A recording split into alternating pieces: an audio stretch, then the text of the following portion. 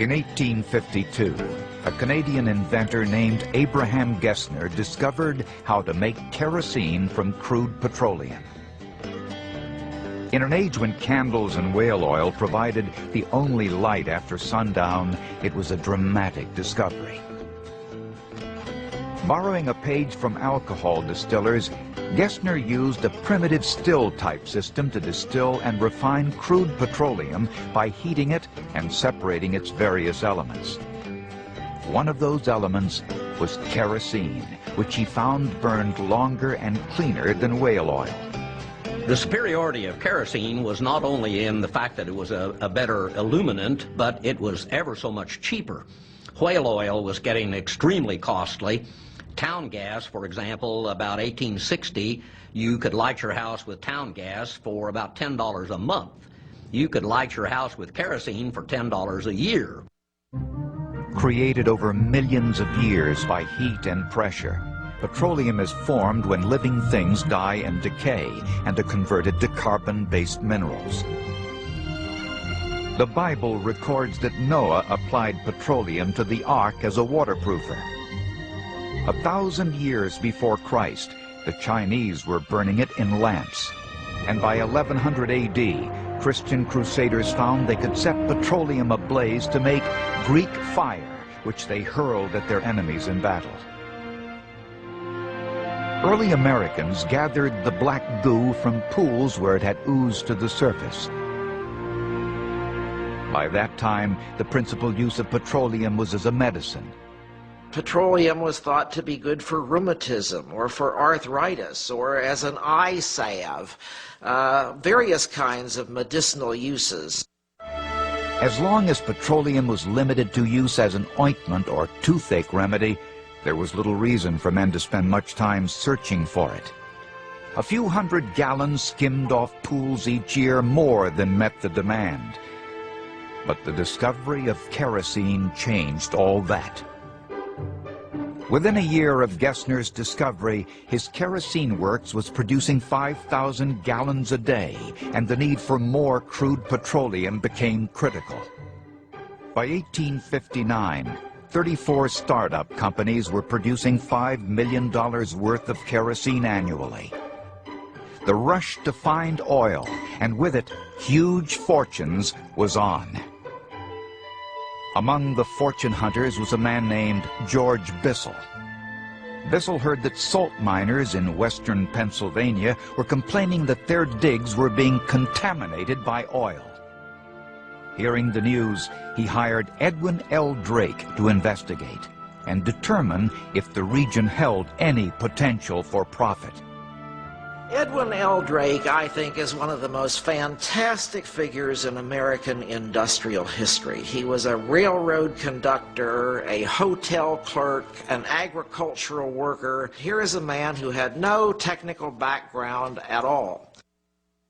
Drake sought drilling help from some of the people in the area who were experienced salt well drillers.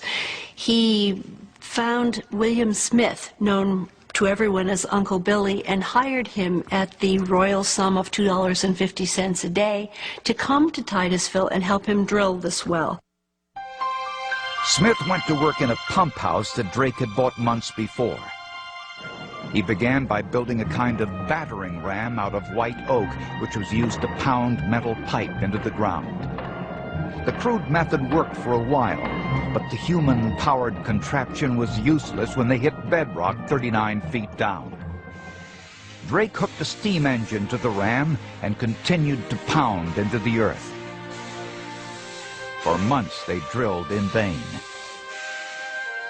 Then, on August 29, 1859, with the project on the verge of cancellation, Drake came to check on Smith. He found the blacksmith and his sons not drilling, but standing guard at the site. Around them were tubs and barrels filled with oil. Drake had made the most important oil strike in history. He had persistence, he had imagination, he didn't know what couldn't be done. So finally, after he got down to about 69 feet, He realized that there was something down there that you could see that was not water, it was not brine, and when it was pumped up, it was petroleum. And so that was the crucial breakthrough. News of the find quickly spread. Thousands were drawn to the area to make their fortune at a time when oil was selling for $20 a barrel. Almost overnight, a new town sprung up at an oil field near Drake's Well. Appropriately named Pithole City, by September of 1865, the town had 15,000 residents.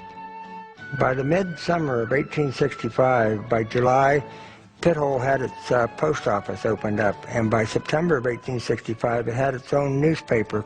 Pithole had over 50 hotels, and the boarding houses, there's too numerous to count. It was impossible to keep track of all the people, but the post office would handle 10,000 letters a day, and a good many of those went to the dead letter office due to the fact that so many people were in and out of Pithole compared with your other smaller towns around the area. Pithole was where all the excitement was at that period of time of 1865. Then, in January of 1866, the wells began to dry up.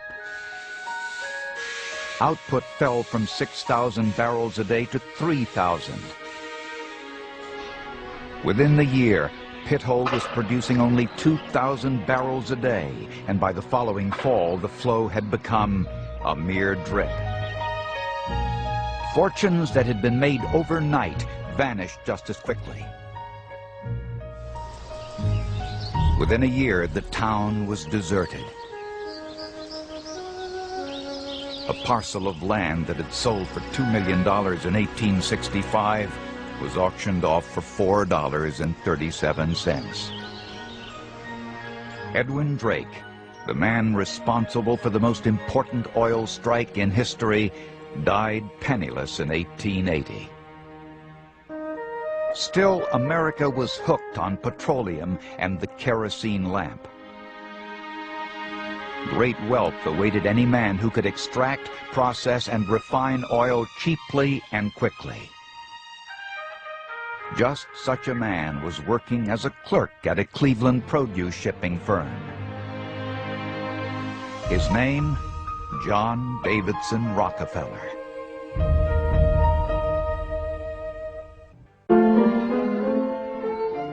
John Davidson Rockefeller got into the oil business almost as an afterthought.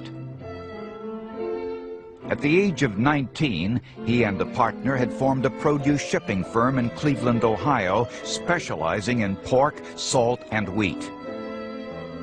During the early years of the Civil War, Rockefeller's produce firm prospered as wartime demands for these staples increased.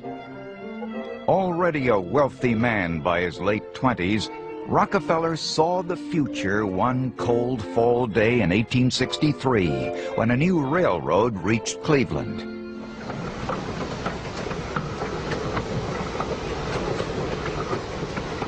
Now Cleveland was linked to the oil-rich regions of Pennsylvania. Dozens of petroleum refineries quickly sprang up along the city's rail lines. Rockefeller knew an opportunity when he saw one. In 1864, he bought his first oil refinery. It did not take him long to realize that the profit potential dwarfed that of the produce business. He became convinced that his future lay in oil, not commodity exchange. Rockefeller's entry into oil refining follows, I think, a careful analysis of the commodity by Rockefeller himself. He saw the potential in this. Its lighting capability was much higher than candles or camphene or sperm oil, and he probably saw the potential, but he also heard what I would call the ruckus coming from the Pennsylvania border, because by the mid-1860s, Cleveland's newspapers were awash with stories of the fortunes being made and lost in the oil fields near Titusville and in western Pennsylvania.